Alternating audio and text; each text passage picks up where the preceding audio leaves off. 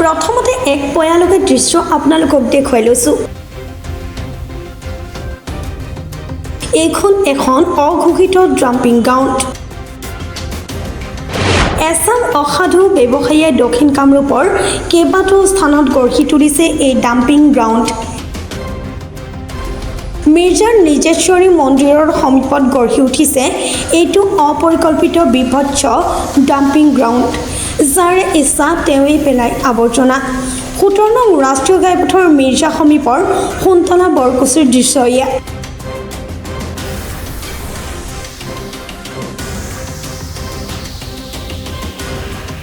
পুনৰ চাওক সেই দৃশ্য।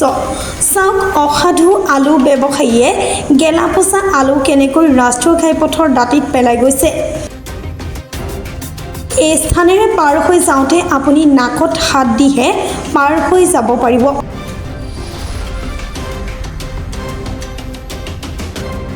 এক কৰ্তব্যময় দুৰ্গন্ধৰে বিয়পি পৰিছে এই স্থানৰ বায়ুমণ্ডল।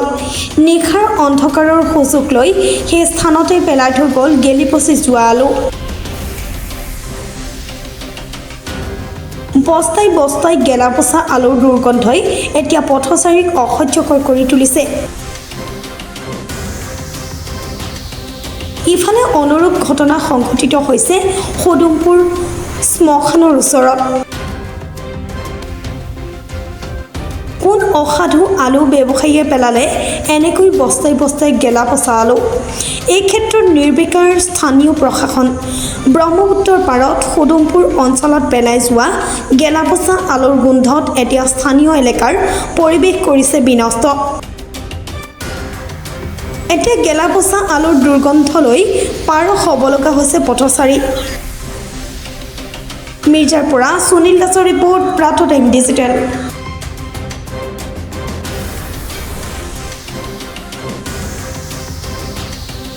শদিয়াৰ পৰা ধুবুৰীলৈ, বৰাকৰ পৰা ব্ৰহ্মপুত্ৰলৈ সকলোৰে মাজত চিনাকি এটা নাম প্ৰাতঃ টাইম। থলুৱা ভাষা, কৃষ্টি আৰু সত্য বাতৰিৰ আধাৰত প্ৰতিষ্ঠিত খবৰ প্ৰাতঃ টাইমৰ প্ৰতিটো বা বাতৰি পুংখানুপুংখভাৱে চাবলৈ Facebook, YouTube, website, Twitter, Instagram আৰু ব্লগাৰ পেজত লাইক আৰু ফ'ল' কৰক। ধন্যবাদ। অসমৰ সংবাদ জগতখনৰ বাবে এক সুখৰ খবৰ। আপোচবিহীন ৰাইজৰ কণ্ঠ সাপ্তাহিক কবচ পুনৰ এবাৰ অসমৰ ৰাইজৰ মাজলৈ। স্বত্বাধিকাৰী প্ৰণীতা কলিতাৰ দ্বাৰা প্ৰকাশিত আৰু আপোচবিহীন একাংশ নপুৰণি অভিজ্ঞতাপুষ্ট সাংবাদিকৰ দ্বাৰা প্ৰচাৰিত তথা eco printing press, Guwahati, Katabari গড়চুকত মুদ্ৰিত সাপ্তাহিক কবচ এতিয়া অসমৰ বিভিন্ন প্ৰান্তত উপলব্ধ। আমাৰ ঠিকনা মুখ্য কাৰ্যালয়, অসম ফৰেষ্ট স্কুল, হৰি মন্দিৰ পথ, গুৱাহাটী আৰু উপ কাৰ্যালয় Kalita market, Bijoynagar, Kamrup, Assam. Mobile number হৈছে 9435114666 70024728113। আমাৰ ইমেইল আইডি হৈছে kobos2025@gmail.com।